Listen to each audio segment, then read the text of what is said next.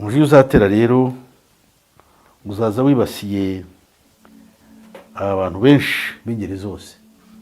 Imana ntizakunde kandi ntizabyemere yuko uzaba victime cyangwa uwo mujinya uzaba nawe ukwerekeyeho, nanjye ntibikambeho. So rero Imana ibaha umugisha.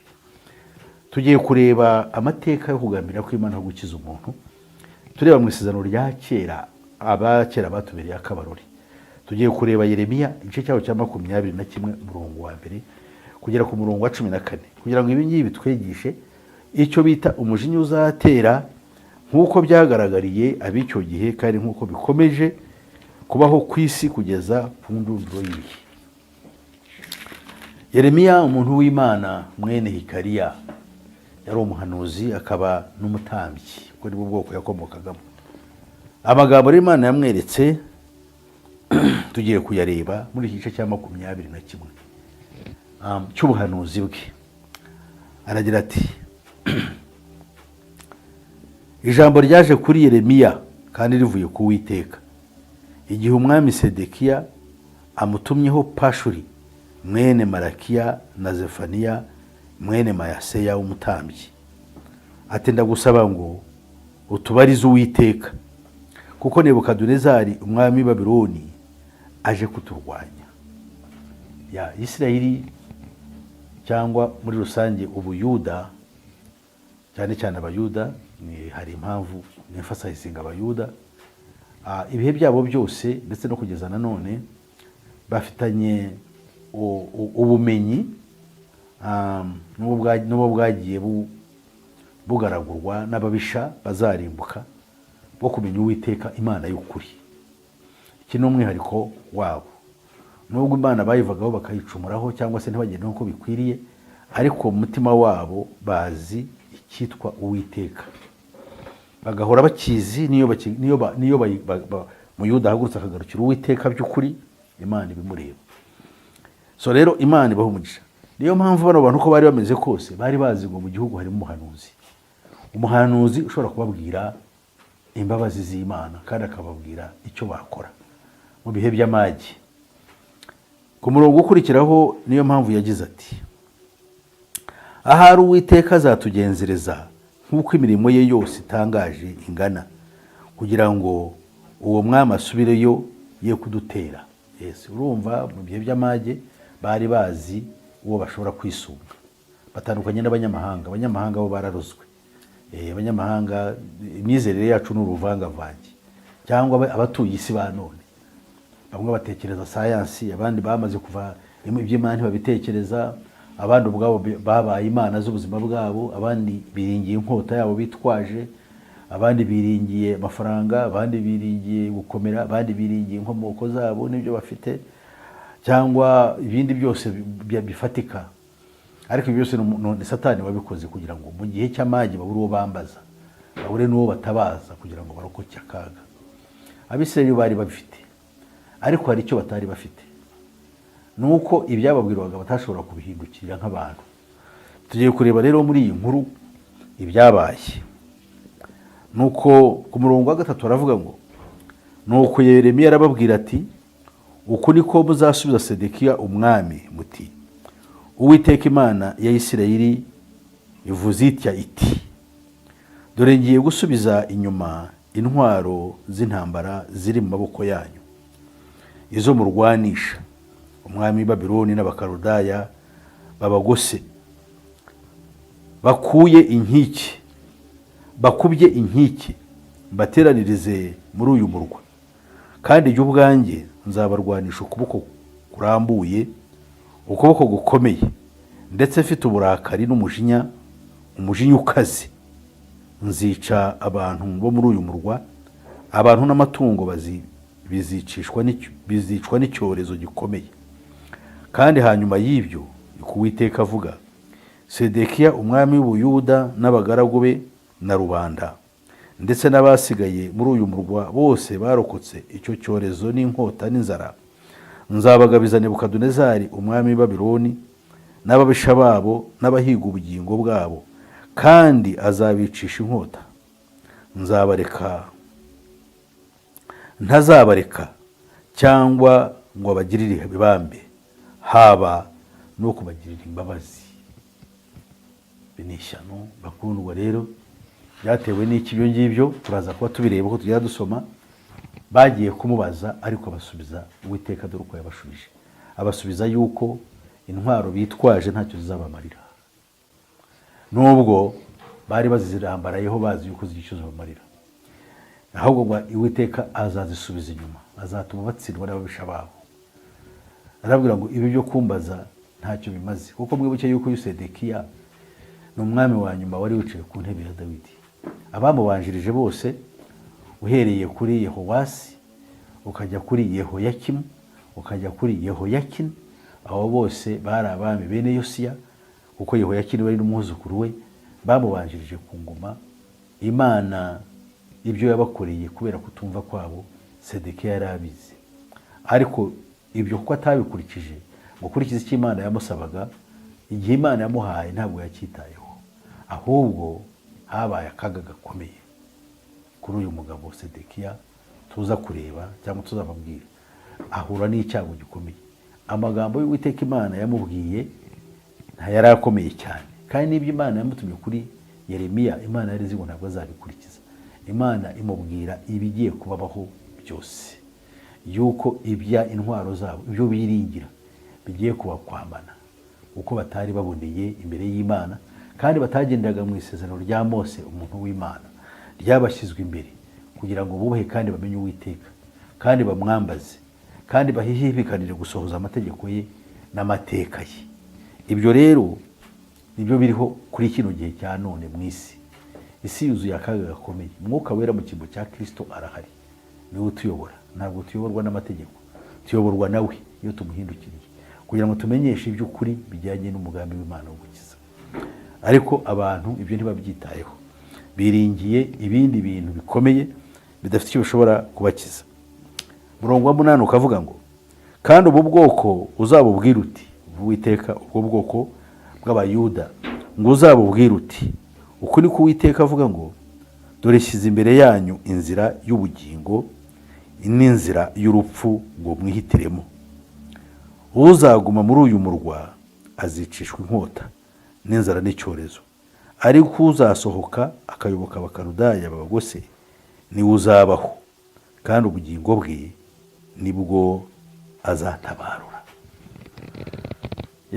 Imana yari yamaze gukora umugambi wayo, yamaze gufata icyemezo kuri ubwo bwoko, ishaka kubahana. Igihano cyari cyamaze gutegurwa kuko batayumviye, kuko bayigometseho. Imana irababwira iti, dore icyo nshaka kubabwira ni icyo, nta kindi. Inzira ni ebyiri umushigaje uhitamo. Nimuguma mu murwa muzicwa n'inzara n'inkota, ariko nimusohoka mukarambura amaboko mukitanga mu babisha banyu ari bo Bakaludaya, muzarokora ubugingo bwanyu. Icyo cyari ikintu kibi kugira ngo Abayuda bacyumve, kuko ntibumva ukuntu no bagiye gusubira kandi mu buretwa baherukaga bwa Egiputa.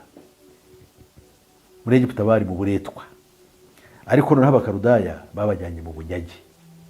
Igihugu cyabo barakihindukiza kiba amatware yabo, kugira ngo bayoboke undi mwami utari umwami wicaye ku ntebe ya Dawidi. Ntabwo babyumvaga, ariko Uwiteka yari yamaramaje mu mutima we. Ariko nubwo yari yamaramaje, ntabwo yari yabaciriyeho iteka. Dore icyo yavuze, yagize ati, murongo wa 10, kuko mpoza amaso kuri uyu murwa kugira ngo ungirire nabi, sinawugirira neza. Uzagabizwa umwami w'i Babuloni, nawe azawutwika, niko Uwiteka avuga.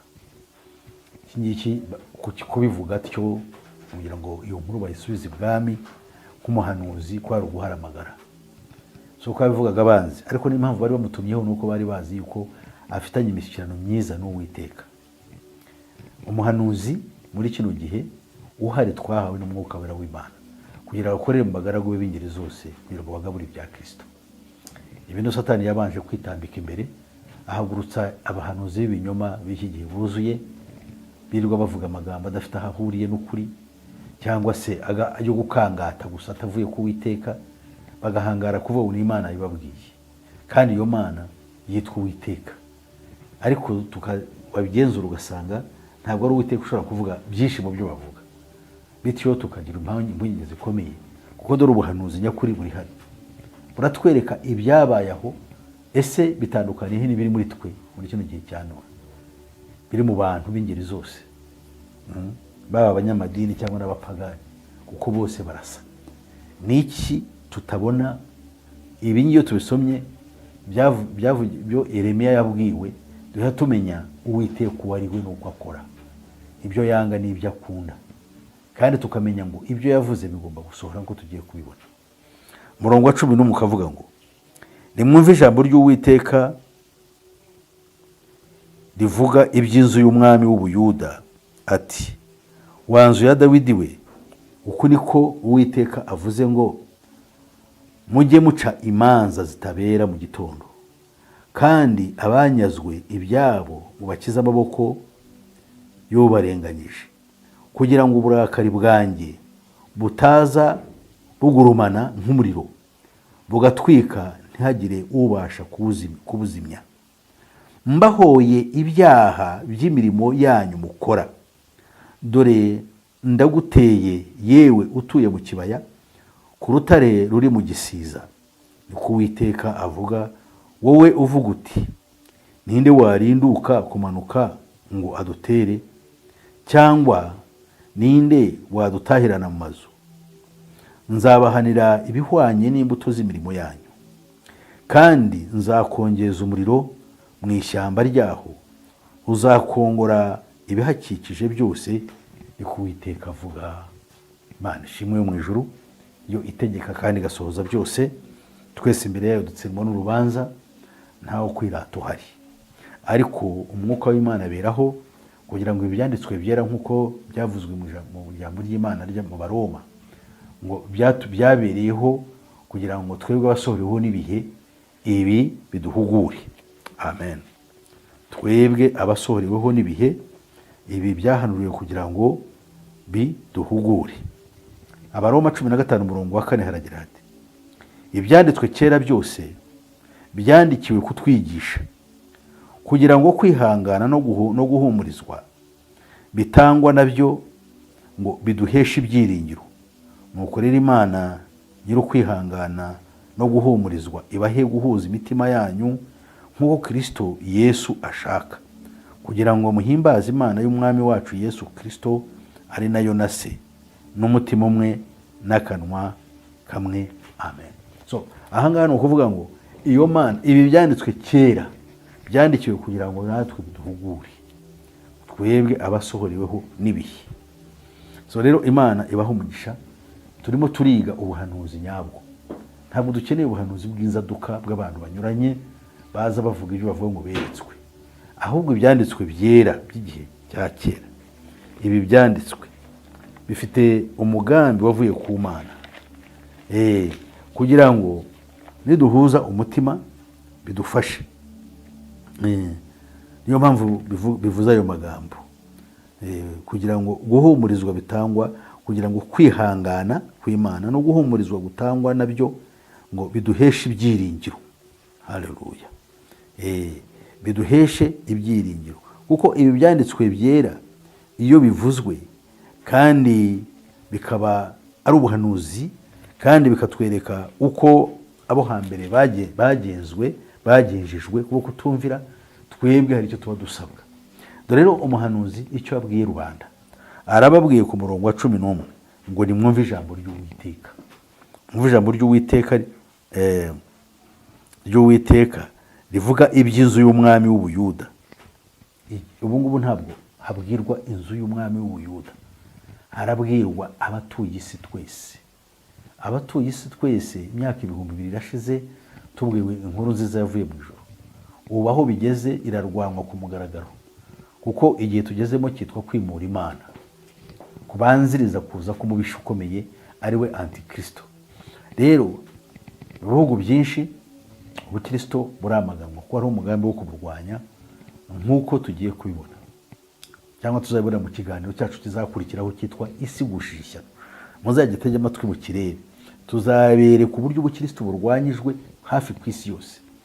Naho bita ngo ni ubukristo aho bukomoka, hakaba haramaze kwigarurwa na Satani. aho bita ngo hari ububyutse, ubutumwa bwiza bubwirizwa, ubutumwa bukaba bwarahinduwe, abantu bavuga ibihimbano byabo, isi ikabatega amatwi, abantu bagashayisha, wagerageza no kuvuga ariko ibyo bintu si byo dukurikije ubutumwa bwiza icyo ari cyo, icyo gihe ukaba ubaye umwanzi. Ariko abantu bakibwira yuko ubwo barimo bajya mu bwami bw'Imana. Ibi ni ibintu tubabwira bikomeye, Imana izabibahishurire. Niba dukorera Imana koko, tumenye Imana dukorera. Niba dukorera Nyabingi, nawe tumenye. Niba turi abarungi, nabwo tubimenye. Ariko niba turi abana b'Imana, nabwo bigaragare. Twumva kandi dusobanura neza ibyanditswe byera. Imana ribaho umugisha, ibagirire neza, Imana Data ibahe gusobanukirwa no kumva neza icyo Imana ishaka kugira ngo itubwire. Yeremiya yakoze umurimo we, ntabwo yakozwe n'isoni. N'abami yababwiza ukuri, n'ibikomangoma akabibwiza ukuri. Iyi si nkuko narimaze kubabwira, ijambo ry'Imana yavuze ngo umva, nimwumve ijambo ry'Uwiteka avuga iby'inzu y'umwami w'Ubuyuda. Umwami w'Ubuyuda aramubwira ngo wa nzu ya Dawidi we, uku niko umwami w'Uwiteka avuga. Haleluya. Bakundwa, inzu ya Dawidi ntikiriho nk'umwami wa Isirayeli, ariko hari ikiriho umwuzukuru ukomoka mu rukiryi rwe, ari we Yesu Kristo. Niwe waje kuba umwami w'isi yose. Yaraje atanga umurimo we n'umuyoboro w'agakiza, arazamuka asubira mu ijuru amaze kwitamba kugira ngo impongano y'ibyaha. Tufite amahirwe akomeye cyane muri we, amahirwe y'igitangaza duhesha ubuntu bw'Imana. Azagaruka kuza gutwara itorero ryaturutse mu bise bye imyaka 2000. Rero niba yaraje gukora uwo murimo, turavuga ubutumwa bwe tukihereyeho twebwe ubwacu kugira ngo dutsinde intambara zose, ariko dukomeze kuba mu byiringiro, dukomeze no kubwira abantu bose iby'agakiza, agakiza k'ubugingo bwabo ariko k'ubugingo bwacu natwe, kugira ngo dutekereze na twitonze abatuye isi bose. Ubu turavuga muri runo rurimi rw'Ikinyarwanda, tuzi yuko abarwumva ni benshi cyane, tuzi yuko abazarwumva bizabafasha. Andi moko yose n'indimi zose zinyuranye, mu by'ukuri nabo bafite abahanuzi babo Imana ihagurutsa, niba bumvira bazaba bakoze neza, bahanura mu izina ry'Uwiteka Nyiringabo, bahanura mu izina rya Yesu Kristo, bavuga ibyo twategetswe kubwira amahanga yose, yuko muri Kristo Yesu hagomba muri Kristo Yesu harimo agakiza kari. Uko niho guhanura iby'ukuri, kubwira abantu no kuburira abari mu isi kandi bemeye Kristo yuko dukwiriye gukanguka tukareba abo turi bo, tukareba niba turi muri we koko by'ukuri, tugendera imbere ye koko by'ukuri, kandi dushyize izina rye icyubahiro, kandi turi umucyo umurikira abari mu isi, abicaye mu mwijima nk'uko yadutegetse. Icyo nicyo bivuze, kandi tugahamya uwo mukiza kugira ngo n'abandi bamwizere bashobore guhabwa nabo ubugingo buhoraho. So rero Imana yacu yo mu ijuru ibaha umugisha, kandi ibagirire neza, kandi ibarwane intambara. Mutekereze ibyo ijambo ry'Imana yavuze ngo noneho dore ibyo Uwiteka abwira abiri mu isi. Ntabwo tubwira inzu nk'uko nibabwiye inzu ya Dawidi, turabwira abari mu isi, batuye mu isi b'amoko yose n'indimi zose. Aravuga ngo mujye muca imanza zitabera mu gitondo, kandi abanyazwe ibyabo mubakize amaboko y'ubarenganije, kugira ngo uburakari bwanjye butazagurumana nk'umuriro, bugatwika ntihagire ubasha kuwuzimya cyangwa kubuzimya. Mbahoye ibyaha by'imirimo yanyu mukora. Bakundwa, aya ni amagambo akora cyane, akomeye cyane. Ibyaha by'amaboko yanyu, amaboko yacu, ibyo dukora.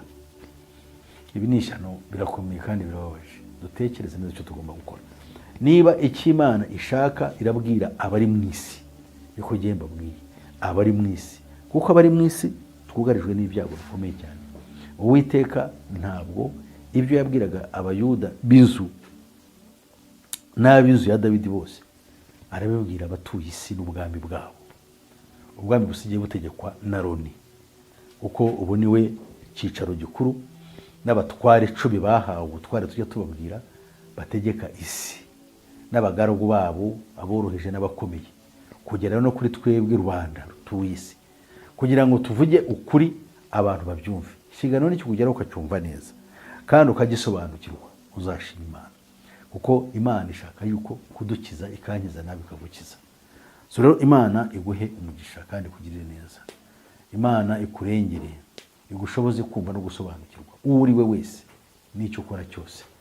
Imana izagushoboze kandi izakugirire neza, kuko umurimo w'Imana ni ukugira ngo idukize, uhereye kuri Mose ukageza kuri Kristo, no kuva kuri Kristo ukageza kugaruka kwe ubwa kabiri. Umugambi n'umwe, ni ukugira ngo abari mu isi bamenye Uwiteka Imana uwo ari we mu isezerano rya kera, kandi kabiri Uwiteka Yesu noneho ahagarariye Imana, tumenye kamere y'Imana kandi duhabwe iyo kamere niduhindukira tukamwizera, kugira ngo iyo kamere twahawe ni Kristo muri twe ari umwuka wera abo umwungeri nyakuri ubugingo bwacu, kugira ngo aburinde icyago cy'uburyo bwose. So Imana ibaha umugisha. Tugiye kureba rero andi magambo mu isezerano rishya, turebe ibyerekeye umujinya uzatera narimo babwira. Abangaba ndangiza kuri bano bantu. Ese byabagendekeye biki? Abayuda bari Yerusalemu muri Buyuda byaje kubagendekera biti? Ibi by'Uwiteka yababwiye ntabwo ari byo bakurikije, barinangiye ahubwo bizera yuko bazarwanya abakarudaya. Ibyo ntabwo byakunze. Abasomyi ba Bibiliya muzi yuko Abayuda baje gutwarwa i Babiloni, bamara igihe kirekire, nyamara abantu benshi ntibajya bavuga n'impamvu bagiyeyo. Ibanda kuvuga uburyo bagiye no kugaruka, ni ko bacurangaga inanga zabo ngo bari ku mugezi n'ibiki byose, ariko ntabwo basobanura why they went there. Yes, ugomba kumenya bagiyeyo kubera iki. Bagiyeyo ko bigometse ku Uwiteka ntibayumvire. Abari mu isi se bazajya Babiloni? Babiloni ntabwo hahari. Abari mu isi cyago kitwugarije nko kuzarimbuka by'iteka ryose, tugiye mu muriro utazima. Cyane cyane abifatanyije n'icyago cyitwa Antikristo kirimo kirikoroza muri kino gihe cya none, mu buryo bwo gukora k'umwuka witwa umuhanuzi w'ibinyoma uri mu isi. Hanyuma akazakurikiraho icyago gikomeye cyane vuba aha, ubwo Antikristo aziye kuza akakirwa n'imbaga ituye isi yose, kuko banze kumva umwungeri w'ubugingo bwabo Yesu Kristo gukiza. So rero ibyo ngibyo katubyihorere, noneho turebe ibyo byababayeho.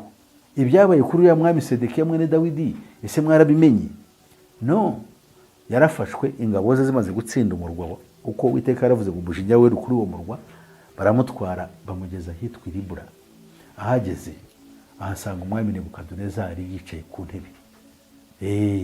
Bamugejeje imbere, yategetse yuko bamuca igikumwe cy'intoki zombi n'icy'amano yombi, ibikumwe by'amano n'ibikumwe by'intoki. Arangije amunogoramo amaso. Mbere yo kumunogoramo amaso yamukora ikintu gikomeye cyane. Abana be bose b'abahungu yabicishije inkota imbere ye. Arangije amunogoramo amaso amusigaho.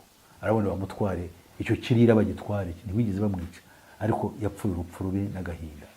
Ubwo atumviye Uwiteka biragatsindwa abategeka n'abatware b'iyisi, kuko we yaratandukanye n'abandi baturage basanzwe.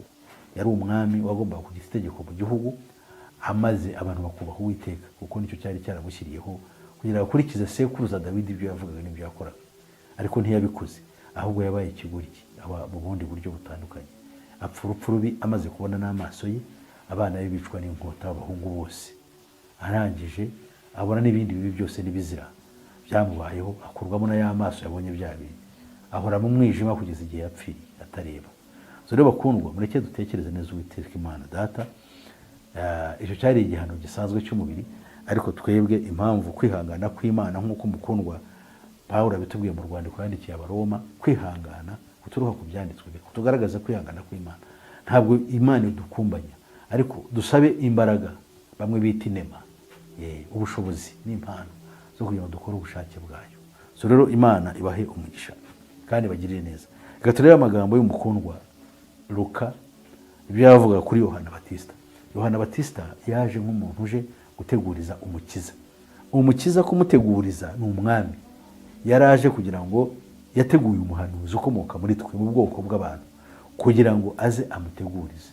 Katwumve rero ibyo yabwiye abigihe cye, kuko Kristo yari agiye kuza, kuko n'ubu tugomba kumuteguriza ko agiye kugaruka ubwa kabiri. Nk'uko mubizi njya mbibabwira, amadini yateguriwe guteguriza Antikristo. Niko byateguwe uhereye cyane cyane nyuma y'intambara ya kabiri y'isi yose. Hariho umugambi wo kugira ngo amadini yose cyane cyane ayitirira Kristo ategurize kuza k'uwo mubisha. Rero twebwe ntabwo tugomba gukora ibyo, tugomba guteguriza umukiza. Imana ibaho umugisha. Reka turebe amagambo y'umuntu w'Imana Luka yanditse ibyerekeranye n'amagambo yavuzwe na Yohana Batista.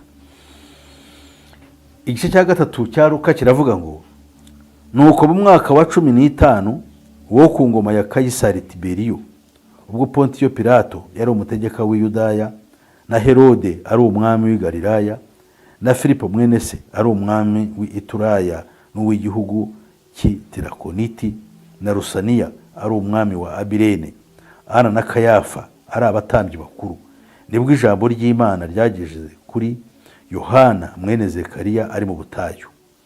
Ajya mu gihugu cyose giteganye na Yorodani, abwiriza abantu iby'umubatizo wo kwihana ngo bababarirwe ibyaha, nk'uko byanditswe mu gitabo cy'amagambo y'umuhanuzi Yesaya ngo, ijwi ry'urangururira mu butayu ati, nimutunganye inzira y'Uwiteka, mugorore inzira ze, igikombe cyose kizuzuzwa, n'umusozi wose n'agasozi bizaringanizwa, n'ibigoramye bizagororoka, n'inzira zidaharuwe zizaharurwa, abantu bose bazabona agakiza k'Imana. Uyu nguyu waje mu cyimbo cyo guteguriza abantu, yababwiraga ibigomba kubaho. Yesaya yari yabihanuye mbere, avuga ibyo uyu nguyu Yohana Batista azavuga, yuko aje kuvuga iby'agakiza k'Imana kagombaga kuza gukurikiraho muri icyo gihe binyuze mu kuza kwa Yohana Batista. So rero avuga ibizabaho, avuga ko igikombe cyose cyuzuzuzwa, n'agasozi n'umusozi n'agasozi nabyo bizaringanizwa, n'ibigoramye bizagororoka, n'inzira zidaharuwe zizaharurwa, abantu bose bazabona agakiza k'Imana. Aha ngaha byavugwaga igikombe, imisozi, agasozi, ntabwo bivuga gusa isi kwifata na tingatinga ukagenda wisiza nk'ugiye kubaka ikibanza. Yavugaga imitima y'abantu uko izaringanizwa muri Kristo Yesu, kandi ibyo byo bizazana agakiza. Yesu rero araza, noneho byose turabibona. Ariko dore amagambo kuva ku murongo wa 7 kugera ku murongo wa 9, hari amagambo agira ati, nuko abwira iteraniro ry'abantu benshi bari baje kubatizwa nawe ati, mwabana b'inciramwe, ninde wababuriye ngo muhunge umujinya uzatera? Iri ni ijambo rikomeye cyane, kuko yababwiriragamo afite icyo ashaka kuvuga. Yavugaga ibibarimo, kuko bari abana b'incira, ni ukuvuga ngo bari imiterere yabo yari ya Satani, ibyo bakoraga byose. Aravuga ati, ninde wababuriye ngo muhunge umujinya uzatera? Ese uwo mujinya ni uwuhe? Umujinya wateganyirijwe ku mperuka y'isi. Ntabwo Yesu yari yaje azanye umujinya wo kurimbura no guhora, yaraje kugira ngo abamwakira bakizwe nawe. Ariko uyu nguyu abivuga bitari byaba, baravuga ati, yarebaga umujinya w'igihe kizaza, ndi yarazi ko uyu nguyu batazamwizera. Ababwira hakiri kare kugira ngo ribe ijambo rikomeye ry'igihe cyose, ku baryumvise twese ab'ibihe byose. Niyo mpamvu ku murongo wakurikiyeho agira ati, ngaho nimwere imbuto zikwiriye abihannye, kandi ntimutangire kwibwira muti ko dufite Aburahamu akaba ari we sogokuruza. Ndababwira yuko ndetse Imana ibasha guhindurira Aburahamu abana muri aya amabuye.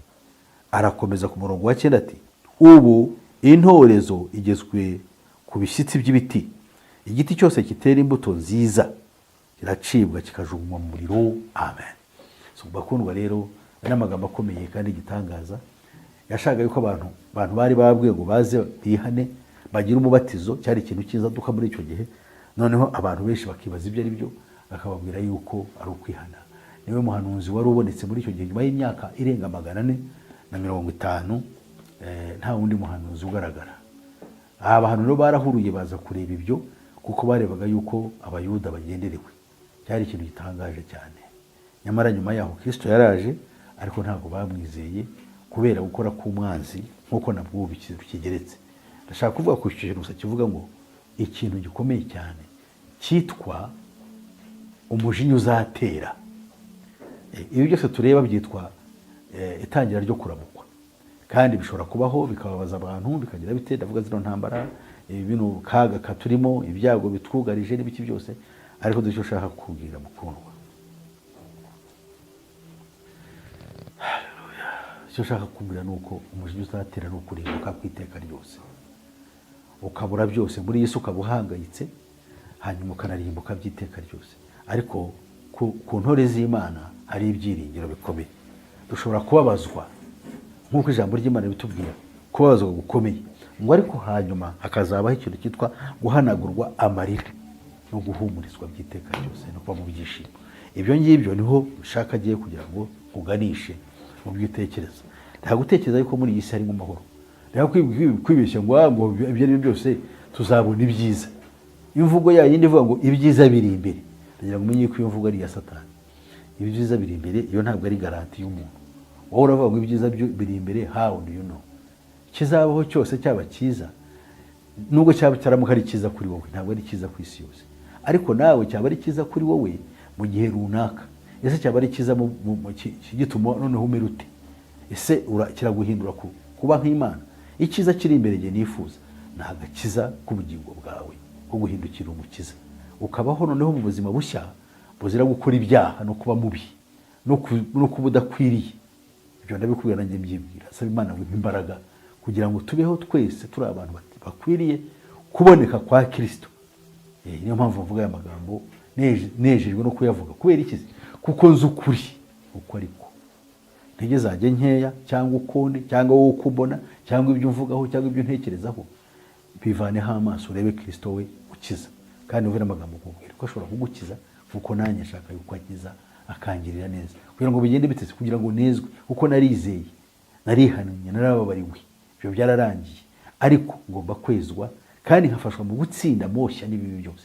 Ibyo nawe ndabikwifuriza. Kandi uwa kabiri ni wa wundi utarigeze amenya ibyo ari byo, wenda ari mu madini niho azengerera ndetse no cyangwa se mu bupagani, adafite Kristo nk'umukiza. Yewe kuvuga ngo mfite idini, kuko n'abangaba nabo yarababwiye ngo mwe gutangira kuvuga ngo turabuzukuru ba Aburahamu. Oya, ntabwo kuba umwuzukuru wa Aburahamu hari icyo cyabyammarira. Nawe idini ryawe kuko ryitirirwa yuko waryinjiyemo, iryo dini nubwo ryaba rivuga yuko rivuga Kristo, kumuvuga ntabwo ariko kuzana agakiza. Agakiza ni ijambo rya Kristo rivuye mu butumwa bwiza bwo kuri kubwirwa, ugafata icyemezo kugira ngo ubabarirwe gukiranirwa kwawe. So Imana yo muje ibaho umugisha. Katurangize n'amagambo tugiye gusanga mu Batesalonika, igice cyaho cyitwa cya mbere. Turareba amagambo dusanga ku murongo wa kabiri, Batesalonika urwandiko rwa mbere. Turareba amagambo dusanga ku murongo wa mbere kugera ku murongo wa 10. Hari amagambo dusoma agira ati, mu gice cya mbere umurongo wa 7 kugera ku murongo wa 10. Ni ahantu hagufi cyane, katukumve. Haravuga ngo nicyo cyatumye muba icyitegererezo cy'abizera bose bari Makedoniya no muri Akaya, kuko muri mwe ariho havuye ubwaku bw'ijambo ry'umwami wacu. Icyakora ntimubwageze Makedoniya no muri Akaya honyine, ahubwo hose kwizera kwanyu mwizera Imana kwaramamaye. Nicyo gituma tutaruha tugira icyo tubwira abantu. Tugira icyo tubwira iki abantu? Kuko ubwabo bajya bavuga uburyo twabasuye, nuko mwahindukiriye Imana mwimuye ibigirwamana. Haleluya! Ngo mubone uko mukorera Imana nyakuri kandi ihoraho, no gutegereza umwana wayo uzava mu ijuru, uwo yazuye mu bapfuye, ari we Yesu, uwo uzadukiza umujinya uzatera. Ngarutse ku cyitwa umujinya uzatera. Abano bantu b'i Makedoniya, abiswe Abatesalonika, bakoze umurimo ukomeye cyane wo kubwiriza ubutumwa bwiza. Ahangaha Pawulo yarabashimaga, avuga uburyo babaye intwari, bakaba icyitegererezo cyiza, bakaba n'inkomoko y'ubutumwa bwiza bwakwiriye ahantu hose mu ntara ya Akaya y'ubutware bw'Abaroma. Aho ngaho bose bakoze umurimo mwiza, urenga i Makedoniya ugera muri iyo ntara yose uko yanganaga. Ubutumwa bwiza abantu bose bagahamya ibyabo. Noneho bababwira amagambo meza yo kubahumuriza. Niba ushaka kuba umuhanuzi uhumuriza abantu, dore ubuhanuzi buhumuriza abantu. Agakiza kabo karamamaye, n'uburyo bizeye Imana bakimura ibigirwamana. Icyo cyari ikintu cyo kubahumuriza, n'ubuhanuzi bwo kubahumuriza, ko yabavugaga ukuri kandi yavugaga iby'umwuka yamwerekaga muri abo bantu. Byari bitandukanye n'ibyo twebwe twita ubuhanuzi. Arabashimira, arangije ababwira ijambo rikomeye, aravuga ngo uburyo mwimuye ibigirwamana mukimuka Imana. Icyo ni ikintu kigezweho muri kino gihe. Bibiliya tuvuga ngo abantu bazimura Imana, tubisanga ahangaha Batesalonika ba kabiri, ntabwo njya kuhasoma, ariko mbitekereza abantu bazimura Imana. Nibamara kwimura Imana se bizagenda bite? Nibamara kwimura Imana bazahura n'icyago. Antikristo azaza. Mbere y'uko azaboherereza umwuka uyobye, ari we muhanuzi w'ibinyoma, kugira ngo be gukizwa, bizere ibitari ukuri, aribyo biriho ubu ngubu.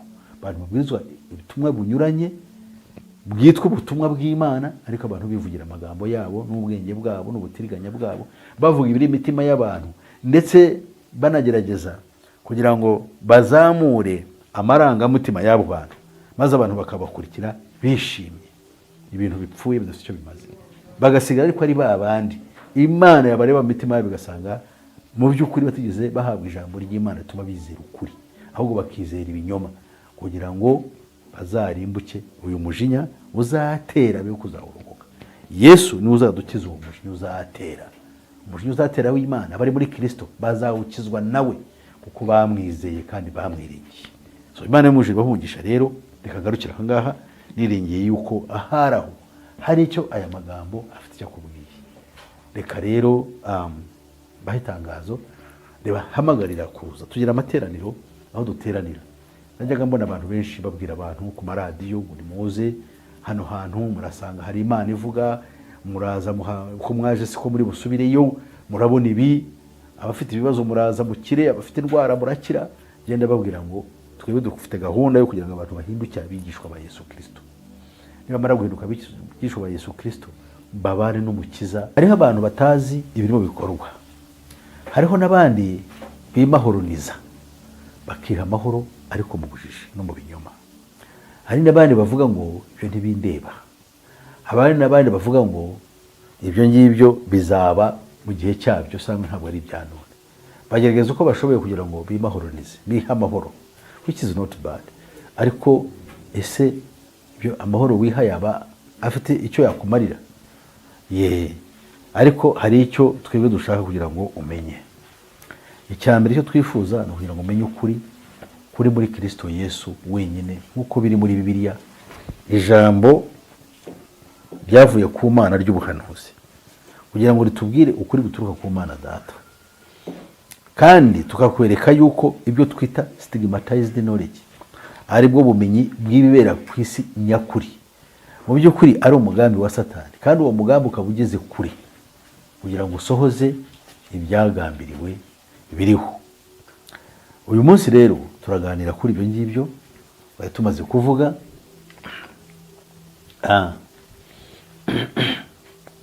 Ibyo tugiye kuvuga cyangwa tubabwira biteye agahinda.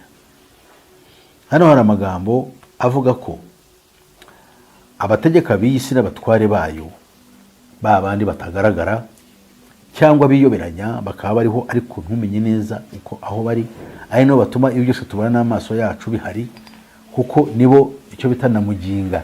Ni ukuvuga ngo nibo bahumanya isi ikamera uko imeze uku nguku. Bariho, ntabwo bipfa kwikora gusa.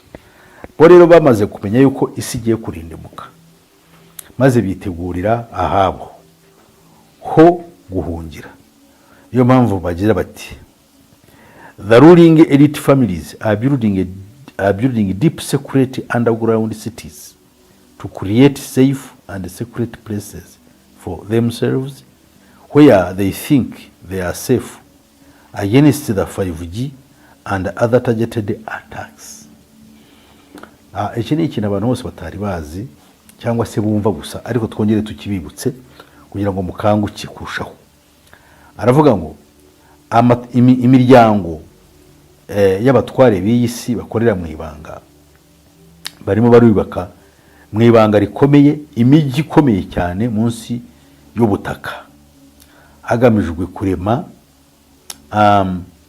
ahantu h'ubuhungiro bwabo, aho batekereza cyangwa bibwira ko ari ahantu hazima cyangwa aho hafite umutekano, kugira ngo ibyitwa 5G cyangwa ya gahunda yo gushyiraho gahunda y'umuyoboro wa 5 wa za telefone zigendanwa bise 5G, kuko ubu tunafite 4G. So 5G ni gigata ni twahita ngo ni gigatanu na cyangwa mu Kinyarwanda 5G cyangwa G5. Iyo rero ikigamijwe ni kimwe mu bibazo birimo biri imbere kandi bizagaba igitero ku nyoko muntu. Murumva yuko ntaho turi kandi bamaze kudufata ngo hamwe n'ibindi bitero bizatugabwaho. Ngo ibyo rero barumva yuko ariho bazahungira icyago cya G5 cyangwa 5G. Mwibuke yuko iyi 5G ari izasimbura 4G. Noneho ngo bahaguruke babona aho bayihungira, kuko ifite ubumara yateganyirijwe kuzageza ku nyoko muntu. Ngo nyamara si byo byonyine, ngo n'ibindi bitero byose birimo bitegurwa bazabona aho babihungira. Aravuze ngo besides vast tracts of land in sparsely populated regions, the ocean has become a grand place to locate these secret bases. Afite ijambo rikomeze ngo ariko usibye n'ibyo, ngo ubutaka bwinshi cyane cyane budatuwe muri no si ya rurema ndetse no munsi y'amazi magari yo bita ocean cyangwa ocean, hamaze guhinduka ahantu cyangwa ibikingi bikomeye byaba ngaba by'ibyicaro byabo n'ubuturo bwabo bashyizeho kugira ngo bazahungiremo. Akomeza agira ati, they can be found in the Pacific and the Atlantic Ocean, at the east of the island of Gran Canaria cyangwa the Canary Islands. This underwater base was built during the Second World War by the Nazis. Ahangaha reruye avuga amagambo akomeye. Aravuga ngo ibi byicaro bagiye bakora cyangwa ubuturo bwabo bagenda bubaka hirya no hino munsi y'amazi magari no hirya no hino mu bihugu bidatuwe, ahantu ku butaka ariko budatuwe n'abantu benshi, ngo zishobora gusangwa ahantu henshi cyane cyane mu nyanja yitwa Pacific cyangwa Pacifique na Atlantic. Izo ni inyanja zizwi abagiye bakurikira amasomo ya geography, murabizi ibyo ngibyo n'abana ariko wenda batize bakandagira mu ishuri babyumva yuko hariho ikitwa amazi magari mu Kinyarwanda. Munsi rero y'ayo mazi magari agizwe n'izo nyanja ebyiri, amayanja magari nka Pacific na Atlantic. Muri ayo mazi bakozemwo ibintu byaho bashobora gutura. Mwumve cyo ni ikintu gikomeye cyane. Ikintu cy'igitangaza gihari nuko ayo mazi yitwa amazi magari hariyo imijyi. Bakavuga rero ngo hakurya cyangwa iruhande iburasirazuba bw'ibirwa byitwa Canary Islands, ahangaha ni hakurya mu gihugu cya muri kariya karere hirya ya Afrika ndetse no Burayi. Ibi birwa niho biri mu kariya gace kegeranye na za Spain na Portugal cyangwa na Maroc ku ruhande rumwe rwa Afrika. Ibyo birwa rero biri aho ngaho byita Canary Islands cyangwa ibirwa byitiriwe Canary. Ngo aho ngaho iburasirazuba bwaho hariho bimwe mu byubatswe n'abanazi, babyubatse hagamijwe kugira ngo bashobore kwidagadura no kuzaba aho ngaho. Ariko kuva abanazi bubaka aho ngaho ntago byagarukiyeho, ahubwo byakwiye muri ayo mazi magari hafi ya yose nkuko tuyababwiye. A number of underground places are openly admitted by our governments. These are the non-so-called military bases, but instead of being United States government projects, many of the levels on these bases actually belong to the ruling powers. Aravuga ngo bimwe mu byicaro bagiye bakora munsi y'ubutaka n'ahandi hahishwe nko munsi y'amazi, ngo za leta zacu zirabyemera, za leta zacu zirabyemera yuko bihari, ariko bikitirirwa ngo ni bases cyangwa ibyicaro bya gisirikare biba byarakoze, dore ko buri kintu cyose bashaka kugira ngo tucyubahe, nuko bavuga ko kiri mu nyungu zacu twese nk'umutekano wacu. Ngo ariko umwanya wo kuba ari proje za leta, tuvuge nk'iya Amerika, byinshi muri ibi byicaro bakoze mu by'ukuri nta nubwo ari n'ibya leta cyangwa iby'abasirikare, ahubwo ni ba nyakubahwa bategeka iyi si banayigambanira, bakorera umubisha, nibo ba nyirabyo. Ngo ariko se twibaze, ibi byicaro ubundi biteye bite cyangwa birasa bite, byubate bite? Niyo mpamvu agira ati these places have elevators going miles down, super fast trades and warehouses of stockpiled materials. Some have facilities for growing food, many are connected. Spokes link areas to other areas. High-tech camouflage and quick shutting entrances conceal the entrances. Ibi ngibi ni akaga gakomeye cyane. Aravuze ngo aha hantu ngo hafite ibintu bimeze nka amasikariye atwara abantu akajya munsi mu mazi hasi cyane ibirometero byinshi, kandi bakaba bafite gari ya moshi, za gari ya moshi ngo zirukanka cyane aho hantu, ndetse bakaba bafite n'ububiko bw'ibintu cyane cyane nk'ibyo kurya, aho bashobora kubika ibintu by'ingeri zose, ndetse bafite aho naho bahinga.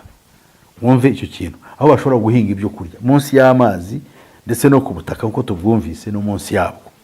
Ibi ni ibintu by'igitangaza cyane, ushobora kumva ukibaza si ibyo bintu bishoboka bite? Ese umuntu yakwibaza, ariko bakoresha bita high tech, tekinoloji iri hejuru kugira ngo ibyo ngibyo bashobore kubigeraho. Kandi byinshi muri ibyo byicaro byabo mu by'ukuri birahuzwa, hari imiyoboro ndetse ibyo bita spokes azaziri ziba ku nziga y'igare zihuza ibintu byose, nazo ngo barazifite izo spokes, cyangwa mu Kinyarwanda twazita inkingi zihuza ibyo bashaka gukora, cyangwa se beams cyangwa se imiyoboro ihuza ibyo byicaro byabo byose. Niyo mpamvu rero agira ati ibyo bikoreshwa n'ubuhanga bugezweho buhisha cyane aho bari, kandi bukaba bwihutisha kuba bwakinga aho binjirira kugira ngo hahishwe, ntushobore kumenya aho bari. Ibyo bikaba byarasohoye cyangwa ubumenyi cyangwa ayo mabanga akaba yaramenwe n'uwitwa Fritz Springmeier mu gitabo cye yise Subterranean Secrets, amabanga ari munsi y'isi, aho abantu batagaragara, aho batashobora kumenya n'ibiriho. So rero ibi ngibi bikaba none byarahamijwe n'uwitwa Francis Xavier Dosch, wahoze ari umwinjiniyeri mukuru muri organisation yitwa TODT. Iyi ngiyi ikaba yari sosiyete yari ishinzwe imyubakire ya gisivili n'iya gisirikare mu gihe cy'abanazi b'Ubudage, ari nayo yakoze umurimo ukomeye cyane mu gukora za proje nyinshi mu gihe cy'intambara ya kabiri y'isi yose, kandi bakaba barakoze umurimo ukomeye mu gukora aya masite cyangwa amabaze cyangwa ibi byicaro twababwiraga biri munsi y'amazi.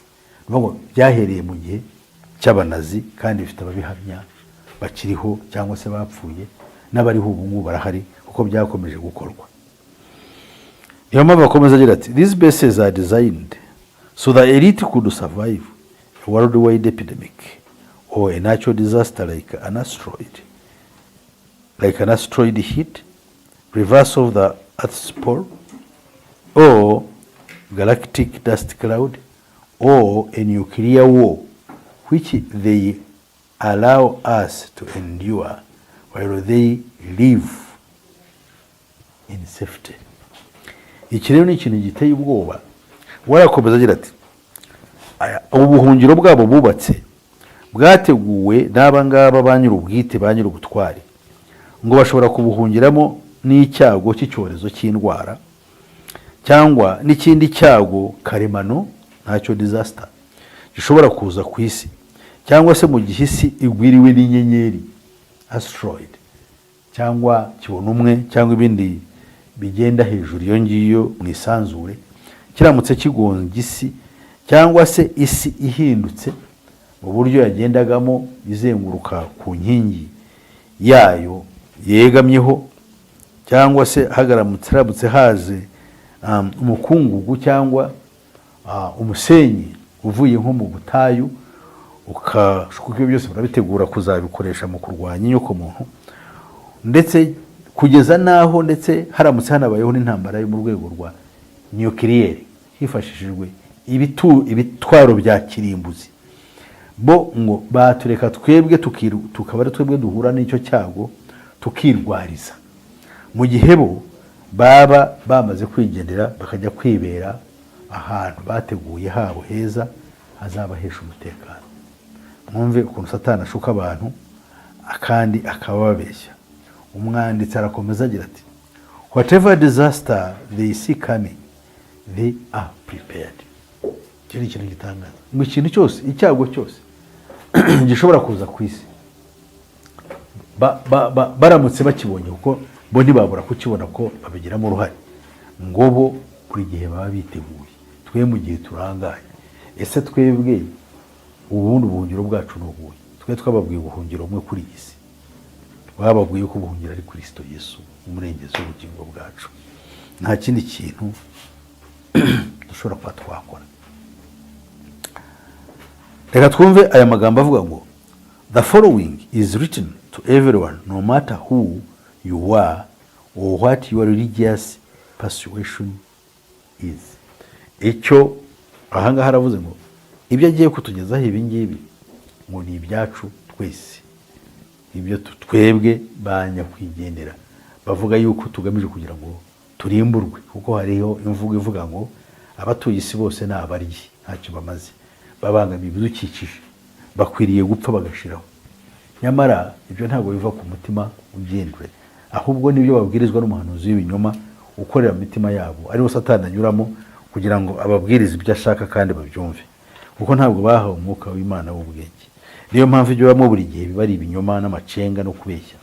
Intambara ziri ku isi bakazibamo, ariko ntibashakiye yuko tuzibabonamo, kandi ntibashakiye yuko zihagarara.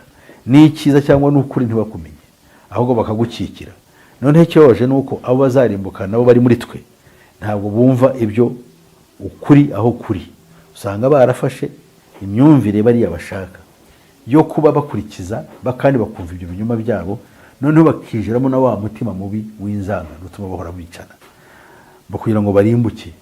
Na cya gikorwa cyo kurimbura bari mu isi ugasanga ubwo bari bazakigira mu ruhare, ntabwo ubwabo bazakoresha abatuye isi bari mu mubi basohoze gukora ya mahano, bakora n'ikiganza cyabo. Niyo mpamvu Bibiliya ivuga ngo ikimenyetso kitaba ku kiganza kizaba mu ruhanga rw'umuntu. Ufite ikimenyetso mu ruhanga rw'umuntu mu mpagarike ye, ni ufite bwa bwenge butanga amabwiriza kugira ngo ibyo bibeho. Usohoza ni wawe udafite Kristo, we ukora ibyo abwiwe akica abantu, akaba yarekura akarimbura imbaga cyangwa akagira uruhare muri ubwo bubi, kandi nawe yarangiza agapfa, nk'uko gahunda yabiri. So rero Imana ibaha umugisha. Reka dutekereze kuri aya magambo y'uyu mwanditsi ahagira ati if you are not a believer in God, it might surprise you that the ruling elite families of this world do, but not the way Christians believe. The ruling powers have copied the anti-ethical philosophy of the secret religions that distort everything the Bible teaches, and therefore turn Lucifer into God and God into Lucifer. The leading members of the global elite belong to the leading Satanists of the world. They consider Satan to be their only and true God. Aravuze ngo aba bantu wowe kubwa ushobora kubutizera yuko habaho n'Imana, kandi ko birashoboka, bazakurikira ikiganiro siko bose bumva yuko hariho Imana, hariho n'abatayemera, bazabaho, barahari benshi. Hano dufite abantu benshi bagiye bakurikira amasomo menshi, amasomo ajya adusubiza ku mikorere ya kera, bitwaje ngo barashaka ko dusubira kuri imyizerere cyangwa imyumvire ya basogokuruza, ngo nabo barafite ubwenge. Usanga abantu bashyizeho ibintu, baba bano b'abapfumu mubona babyamamare, baba n'abafilozofi bigisha ibindi nk'abariya bigisha iby'ubwirukirimbuzi, n'abandi bigisha ibintu bishaka gusa bityo. Bafite abantu benshi batwaye kuko batemera yuko Imana ihari. Ngo ariko we niba wowe uri muri abo batemera yuko Imana ihari, aba ngabo barabizi nk'uko Bibiliya itubwira. Yesu yaravuze ngo abadayimoni burya bazi yuko hariho Imana ndetse ngo bagahinda n'imishyitsi. Abo ni abadayimoni rero, nabo bakoreramo, nabo bazi yuko Imana ibaho. Ntabwo ari abantu, ntabwo bameze nk'amwe bashuka bakabeshya, ahubwo bazi yuko Imana ihari. Niyo mpamvu ibi byose bamaze kugurisha ubugingo, bakumva yuko ibyabo byarangiye. Imana bazi ni nayo mwanzi bafite, kuko niyo mpamvu abafata Imana bakayihindura nka Satani, niho Satani bashyira mu cyimbo cy'Imana. Ibyo rero ni ibyago bikomeye cyane. Ngo abangaba bamaze gukurikiza amwe mu dini ya gifilosofi n'amadini ya kimwuka, aho bagenda bafata ibyo Bibiliya yigisha bakabinyuranya cyangwa se bakabicurika, bityo bigatuma bahindukirira Lusiferi. Rero ngo abayobozi baba ngaba bakomeye ku isi ngo nta handi babarizwa ahubwo nabo kwa Satani. Yagize ati, the leading members of the global elite belong to the leading Satanists of the world. Abantu benshi cyane cyane mu bakomeye bo muri iyi si bayobora isi, mu by'ukuri ni bamwe cyangwa bafitanye isano n'abo ngabo baramya Satani cyangwa se n'abasatanisite bo muri iyi si. Batekereza yuko Satani ari we Mana yabo yonyine. Ikibazo gikomeye cyane rero, tugomba bakundwa kurwana intambara y'umuhenerezo kugira ngo dutsinde icyago cyaduhagurukiye. Ijambo ry'Imana tuza gusoma mu kanya hari icyo rigiye kutubwira, ariko dukomeze hano turebe. That is also the principal reason they have been trying for decades to destroy the existing world order in order to create a dictatorial new world order. Kana akantu dukwiriye gutekereza ngo niyo mpamvu y'ingenzi kandi nkuru bamaze ibinyacumi cyangwa imyaka myinshi cyane barimo batekereza uburyo basenya imiterere y'isi ya none turimo, kugira ngo bashyireho icyo bise new world order cyangwa imiterere mishya y'abantu batuye isi. Ukuvuga ngo iyi miterere mishya y'abantu batuye isi niyakirwa, abantu bazaba batakaje ubumuntu, babe buzuye gukiranirwa ku buryo bwose. Niyo mpamvu barwana bacishije mu ngeri zose zituma umuntu usanzwe ufite kamere cyangwa waremwe nk'uko Imana ibishaka, yaba afite ibyo imibereho yishingiye ku muco no ku burere yahawe cyangwa se ku byo yigishijwe ndetse no kuyoboka Imana yakurikiye, bene uwo muntu ari vulnerable. Barashaka kugira ngo bamuvanemo ibyo ngibyo bamushyiremo ibyabo se bashaka kudushyiramo ni ibintu by'ubwombanzi.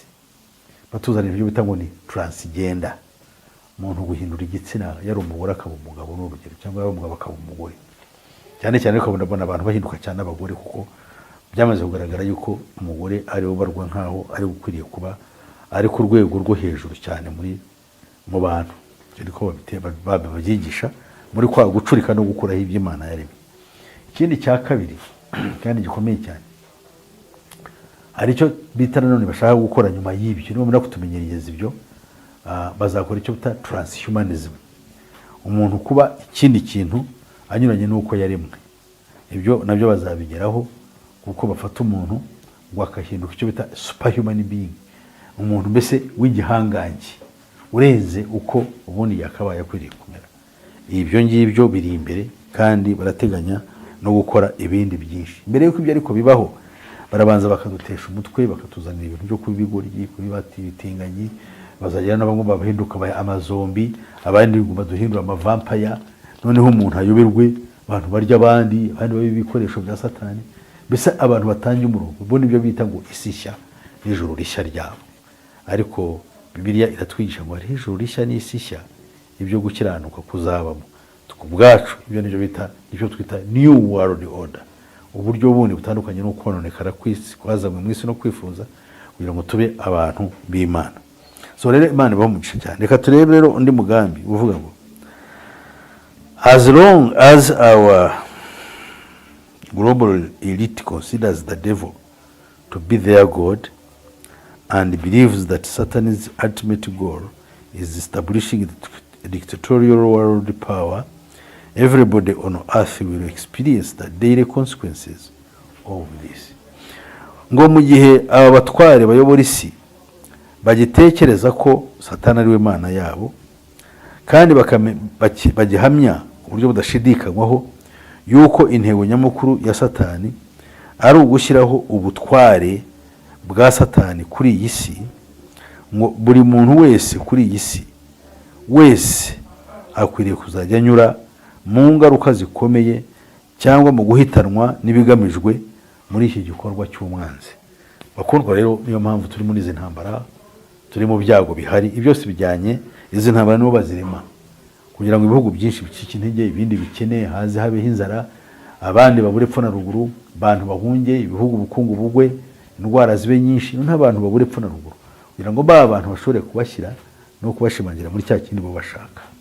Mbikuye bitari byaba rero, ariko nibyo biri mu nzira.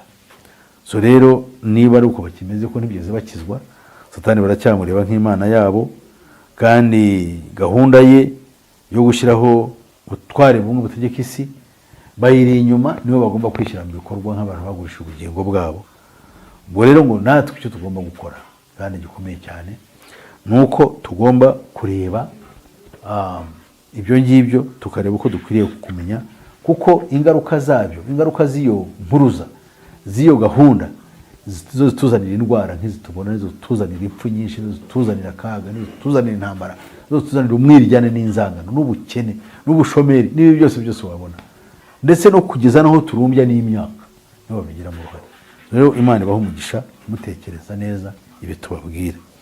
Niyo mpamvu akomeza agira ati, what is the most important reason? What is the most important reason for establishing underground bases? Ngwese ubundi impamvu yo kugira ngo abantu bajye gutura munsi y'amazi, munsi y'ubutaka, ubundi byaba bishatse kuvuga iki, cyangwa inyungu zibirimo nizihe? Niyo mpamvu agira ati, the ruling powers are afraid. Cyo ni gikomeye cyane. Abatware b'iyi si bahiye ubwoba. Bafite ubwoba nubwo twe tutabizi, badukora uko bashoboye, ariko muri bo bafite ubwoba mu mitima yabo. Like Christians, Satanists know about the second coming of Jesus Christ. They fear the day of judgment. The ruling powers are preparing for Armageddon. We are witnessing apocalyptic signs. Ahangaha aravuze ngo bahiye ubwoba, bo bazi yuko Yesu ari mu nzira za, baramuzi, kandi biyemeje kugira ngo naza bazi yuko bazacirwaho iteka. Niyo mpamvu rero the ruling powers, niyo mpamvu abatware bategeka isi mu by'ukuri bitegura intambara ya Armageddon.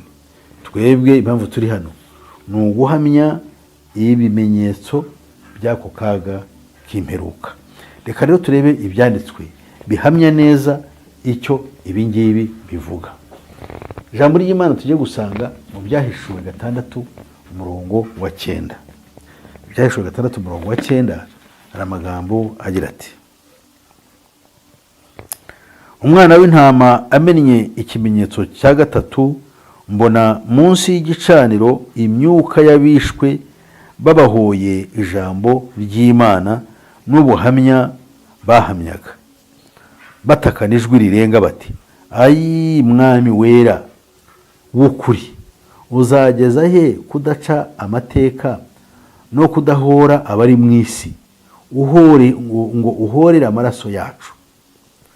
Ngo umuntu wese muri bo, abo ngabo batakaga, ahabwa igishura cyera, ngo babwirwa kumara n'ikindi gihe gito baruhuka kugezaho umubare w'imbata bagenzi babo na bene se bagiye kwicwa nkabo ubwo uzuzura.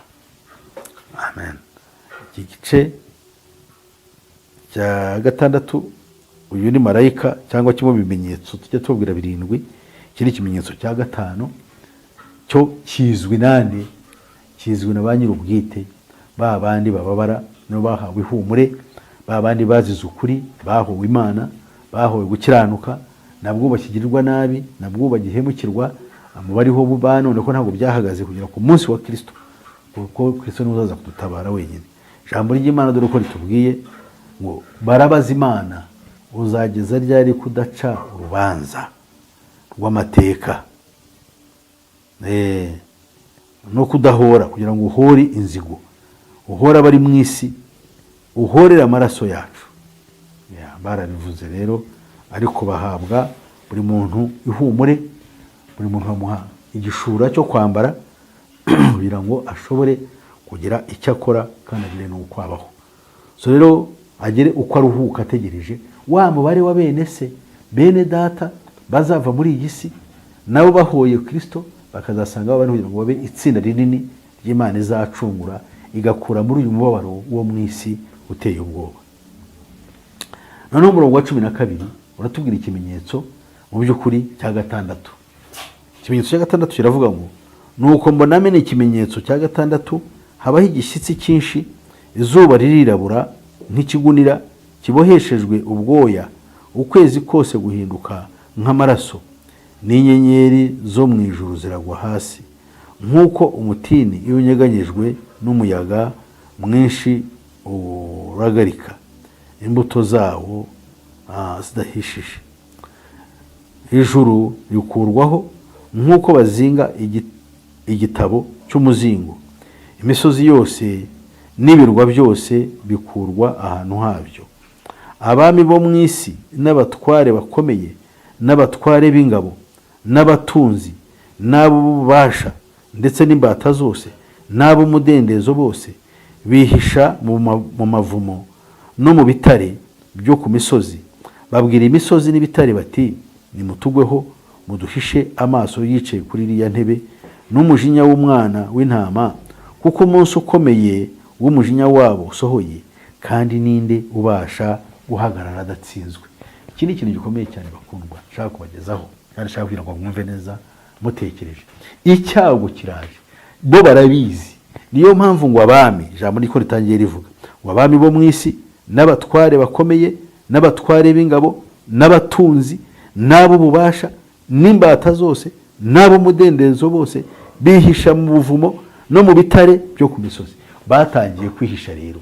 Abangaba nibo bavugwa bafite ubutware bw'isi. Ndagira ngo mbwire abatware bose b'isi, kuko kumva kino kingano bari mu bwoko bwacu, bumva zino ndimi tuvuga, bakoreshwa na Sekibi mu migambi ye, batazi yuko bagambanira ubugingo bwabo, batazi yuko bagambanira ubugingo bwabo, nisubiremo, kugira ngo bihane, bitandukanye n'umugambi wa Satani. Benshi bavuga Imana, batware bakomeye, ariko mu rwego rwa politike, ariko bagomba kumenya yuko ibyo atari by'Imana ishaka.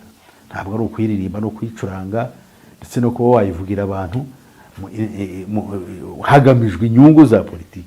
No, ntabwo Imana ijya muri ibyo ngibyo. Yesu yaduhaye urugero rwiza. Bashatse kumugira umwami muri Gisaranga, abaca myanya y'intoki arabura. Nabyo Pilato yamuburanyaga yahagaritse umutima, aramugategeye ubwami bwanjye ntabwo ari ubw'isi. Ese isi wa ninde wifuza kwibera mu mwami kireka umuntu wajijiriwe? Icyo tugomba kumenya nuko umuntu abaho, kandi bihatanwa n'Imana. Ukabona icyo urya, ukabona icyo unywa, ariko igikomeye cyane ukita ku bugingo bwawe, ukita ku iherezo ryawe muri iyi si. Ibyo tubonye muri kiriya gitabo, dore Bibiliya nayo irabihamya. Niyo mpamvu twigisha stigmatized knowledge, kugira ngo bwa bumenyi buri muri iyi si buze bwijire, tusangiye yuko buhuye n'ubuhanuzi bwa Bibiliya. Kuki abami n'abatware, kuki Bibiliya ibavuza aha ngaha? Kuba umutware se no kuba umwami ni icyaha? Ese kuba ukomeye cyangwa kuba umutunzi ni icyaha? Oya, irakwereka abariho ubu ngubu bafite ubushobozi n'ubutware no gukomera n'iki, yuko bagurisha ubugingo bwabo kugira ngo babone ibyo ngibyo. Niyo mpamvu ivuze ngo abo bose kugera nabi imbata, noneho ab'imbata bandi banyakunyagwa badafite ishingira rugero nabo bazakurikira ibi, be guhindukirira Kristo, kuko ntabwo ubukene n'akababaro kawe n'ibyago byawe n'ubutindi bwawe n'ubukene bwawe no kubura epfo na ruguru kwawe ushobora gutuma Imana ari bukurebana imbabazi. No, Imana izakurebana imbabazi uko wumviye icyo yategetse, kugira ngo wizere uwo yatumye. Haleluya. Nicyo cyonyine gusa, nta kindi. Ntandi hari ubuhungiro, ibyo bagenda batuvuga bavuga n'abandi bantu, ndizera yuko ntacyo bishobora kuba byamara. Muhindukirire Kristo, niwe murengezi w'ubugingo bwacu. Reka kumbwira ngo ngende rugize rute, gemeze ntya, gefite ibi. No, hariho n'abateguye kurusha uko wateguye, ndetse badashobora kugerwaho na bino byago biri mu isi. Twebwe bishobora guhindura ifiseye, bo bafite aho bazahungira. Aho bahungiye rero niho bazabonera ishyano, bazavuga ngo imisozi bagwiri batwiki bitagikunda, kuko bazareba yuko umujinya w'umwana w'intama, wa mujinya uzatera twavuze mu kiganiro cyacu cy'ubushize kingiye n'ubuhanuzi, umujinya uzatera ku isi nta kindi gishobora kuba wakiza. Ntabwo ari ukujya muri base ziri underground, kujya ahandi mu bwihisho muvumo munsi y'amazi magari mu mayanja, bafiteyo za trains, uvuga gare za moshi n'ibiki byose no kwirukankane n'iterambere rikomeye cyane. No, n'abantu ariko bapfa, n'abantu bagira kandi badayimoni babigishije iyo gahunda, kuko bashaka ko barimbukira muri iyi si. Bafite ubwenge buhanitse cyane, ubumenyi bwa technology, high tech, ariko that high tech ntabwo ishobora gukiza ubugingo bwabo by'iteka ryose. Ibyo bashobora kurokoka ibi byago bari batugenera kuko bakabirokoka, ariko ntibarikire icyo bita umujinya uzatera. Kuko umujinya uzatera uzabasanga niyo hose, kuko Imana ni nyir'ijuru n'isi ndetse n'ikuzimu, byose Imana ibifitiye ububasha n'ubushobozi. Reka turangize rero tureba ano magambo tuyasome twihuta, nateguye, hanyuma turebe ikindi tugomba gukora. The day of vengeance will put a complete stop to the rule and reign of the global elite. In other words, global government and all those involved with it will be completely destroyed. Hangana ukuvuga ngo kandi ari n'amagambo dusanga none muri Bibiliya, aho Bibiliya ivuga ngo ku ngoma zabo bami Uwiteka azashyiraho ubwami butazahakuka. Ahanga yaravuze ngo umunsi wo guhora inzigo uzaza ushyire iherezo kuri ubwo butware butegeka isi kandi bwishora mu manga y'urupfu. Mu yandi magambo, ubutware bw'isi cyangwa guverinoma itegeko uyu mubumbe w'isi, nabo bose bari muri uwo murongo wayo bayishyigikiye bakorana nayo, byose ngo bizatsembwa cyangwa bizarimburwa. Cyo ni icyago gikomeye cyane. Nk'uko bimeze mu gitabo cya mbere cyabanjije kano gatabo turimo tubasomera, ngo igitabo kizahagurutsa ubwoba ndetse n'akaga ko mu mutima mu bazasoma kino gitabo. Ngo ariko mu mwanya wo kugira ubwoba ngo no gukuka umutima, mwebwe abizera mugomba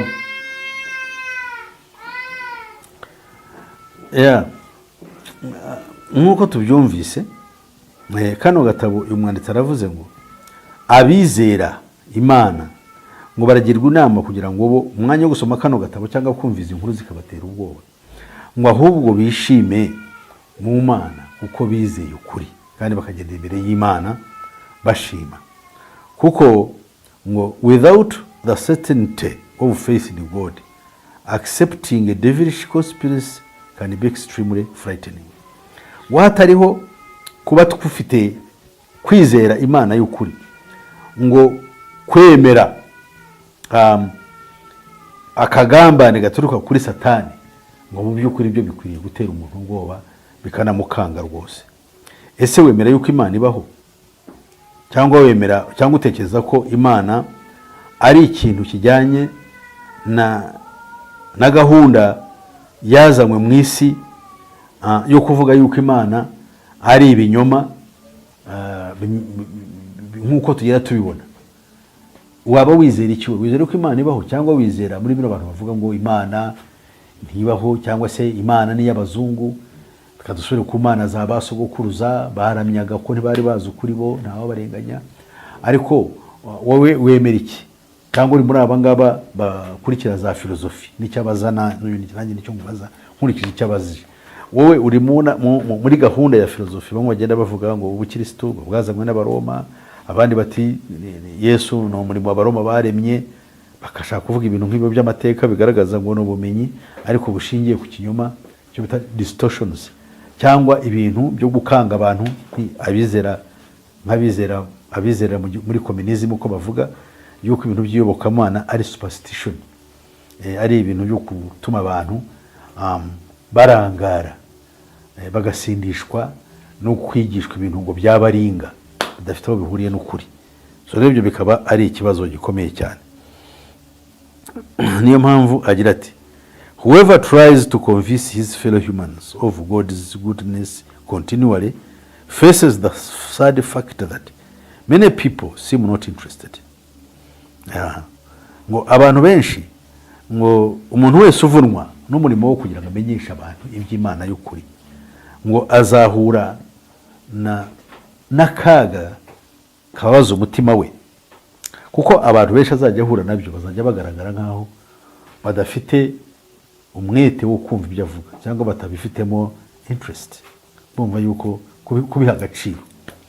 Kandi kuko ibyo nibyo turabibona, aho tunabona ushobora gushyiraho ikiganiro nk'iki kikarebwa n'abantu cyane cyane ndavuga ku mbuga nkoranyambaga, abantu hagatangaza umubare babibonye, ariko undi akaza agakubitaho ibindi bintu wenda binatukana cyangwa se binavuga ibiri mu isi, karebwa n'abantu utareba benshi bakakurikira. Nyamara nubwo bakurikira bagashaka kumenya ibirimo, ntacyo bazasubiza, ntacyo bashobora kuba bakora, ariko hariho icyo bakwiriye kureba bakashyira n'umwete ku biriho kandi byabagirira umumaro. Niyo mpamvu tubakangurira kujya mukurikira bino biganiro muri benshi, ukumva warangiza no gutabyitaho ariko babumvise.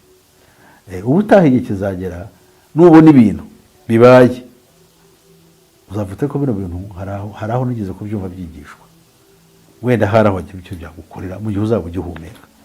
So Imana iri guha umugisha. Reka turebe rero icyo bita protocol tumaze iminsi tubigishaho, cyangwa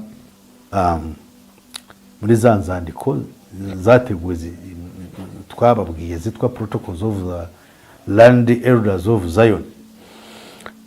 Protocol cyangwa ingingo yabo ya 17 agace kayo ka kabiri, hari amagambo akomeye ndabaza nyavuge nyasoma mu rurimi yanditsemo, hanyuma kugenda buhoro ngerageza mu kanya gato nshigaje kugira ngo musobanure neza icyo bivuze.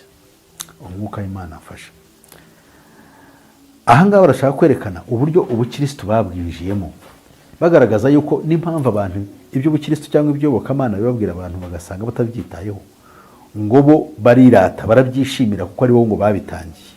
Ngo abantu barimo baragwa muri wa mutego wababisha bashaka kubarimbura, ko bashaka kubatandukanya n'Imana y'ukuri, kuko bataratandukanyije n'Imana y'ukuri ntimwazarimbukana nabo. Kandi icyo nicyo Satani yabatumye. Mu gihe Yesu yatumye itorero kugira ngo abantu bakizwe bajye mu bwami bw'Imana, Satani we yatumye abe kugira ngo batume abantu benshi barimbuka bajye muri Gehenomu barimbuke by'iteka ryose. Niyo mpamvu agira ati abangaba muri ino ngingo yabo, igice muri iyi ngingo yabo ya 17 agace kayo ka kabiri aravuga ngo we have long past taken care to discredit the priesthood of Christianity and thereby ruin their mission on earth, which in these days might still be a great hindrance to us. Aravuga ngo tumaze igihe kirekire twararebye ukuntu twatuma ubuyobozi bw'ubukristo ku isi tubuhindanya, ngo mu gukora ibyo tukaba tugamije kugira ngo wa mugambi shebuja wabo yabahaye ku isi uburizwemo. Ngo ariko kugeza na bw'ubu nubwo bimeze bityo twatangiye iyo kampanye, ngo ariko turacyafite ikibazo cyo kuba tugihura n'imbogamizi muri gahunda yacu. Baracyafite imbogamizi ko turahari, hari n'abandi baracyafite nubwo bageze kuri uwo mugambi, ngo ariko turacyafite imbogamizi muri wa mugambi. Muri buka yuko Yesu atanze umugambi ukomeye cyane. Uwo mugambi witwa ubuhese.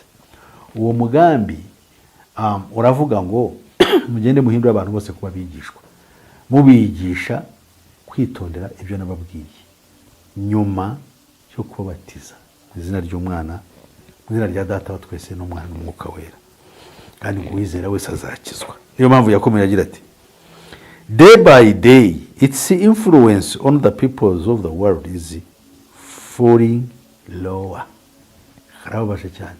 Uko bukeye n'uko bwije, uko bukeye n'uko bwije, imbaraga n'ubushobozi iyobokamana rya gikristo bufite ku bantu batuye isi, icyo bita influence, ngo bugenda bumanuka bugabanyuka cyane. Kandi ibyo ni ukuri. Abantu benshi umwete bashyira ku byerekeye ibitekerezo ku Mana no ku nzira yayo ntabwo byoroshye. Kandi mwibukeye ko abantu bakoresha uburyo bwose burimo n'iyobokamana ubwaryo mu kurwanya ubukirisitu. Dufite iyobokamana rikurije isoni muri kino gihe cya none. Ibyo ushaka kubijyamo giye kuvuga ibyabyo byatwara igihe. Nawe mwikorera ubwanyu ubushakashatsi mu iyobokamana riri ku isi, muzabona yuko harimo icyago gikomeye. Akomeza agira ati, freedom of conscience has been declared everywhere, so that now only years divide us from the moment of the complete wrecking of that Christian religion. Arakomeza agira ati, ngo inyigishirize yo kugira ubwisanzure mu bantu kwihitiramo, tubabwira hirya no hino ku isi ibyo twababwiye, ngo dufite igihe gusa, ngo ni imyaka mike cyane iri hagati yacu n'intego twiyemeje. Yo kugira iyo ntego se ni iyihe? Yo gukubita hasi no kushwanyuza ku buryo budasubirwaho iyobokamana rya gikristo.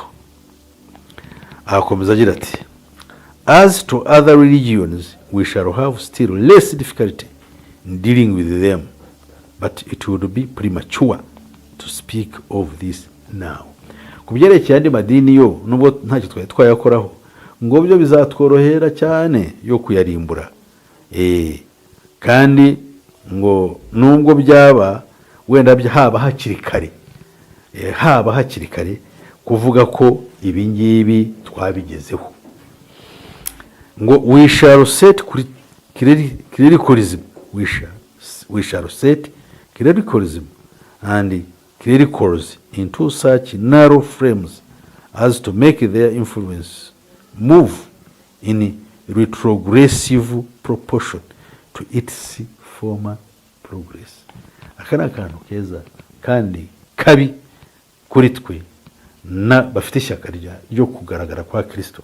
Aravuze ngo abayobozi b'amadini, cyo bita clericalism, ubuyobozi bw'amadini yose, noneho ugashyiraho na clericals, arakuvuga abayoboke cyangwa bihaye Imana nko bamwe babyita ku giti cyabo, ngo tuzatuma tubashyira mu buryo bwo kubohera, tukabashyira ahantu haruhanyije badashobora kwivana, kugeza ubwo ibyo bavuga bitagira icyo bihindura ku bitekerezo by'abantu, ngo ahubwo bizaba biri mu mugambi wo kugenda barushaho kugenda bagabanyukirwa mu byo bakora, ku buryo bizaba binyuranye nuko mbese retrogressively bazajya bagenda basubira inyuma.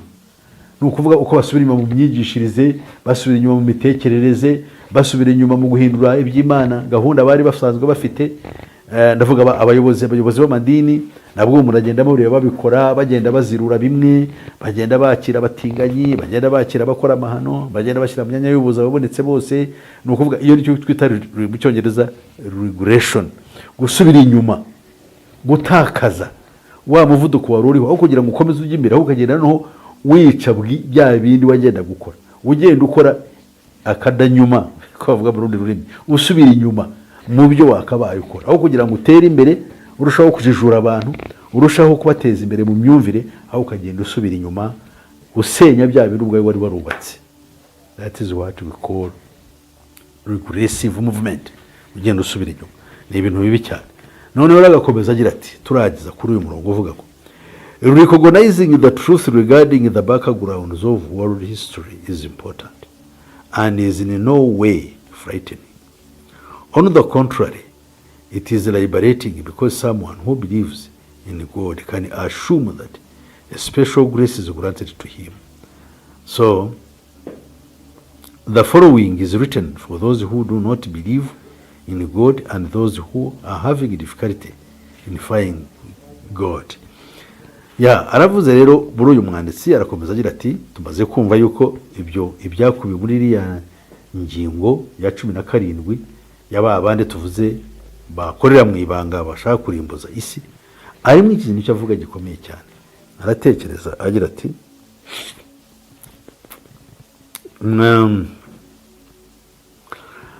ahangaha aravuze ngo umuntu kureba amateka y'ibyabaye ku isi ingenzi, kandi ngo ntabwo mu by'ukuri byakabaye bitera ubwoba, ngo ahubwo byakabaye bituma twebwe ubwacu mu bitekerezo byacu twivugurura, kugira ngo umuntu wizera Imana ajye yumva kandi asobanukirwe neza yuko afite umwanya w'ubuntu n'imbabazi z'Imana wamuteguriwe. Aha rero aravuze ngo hariho inyandiko ahaye abantu tuzakurikira ubutaha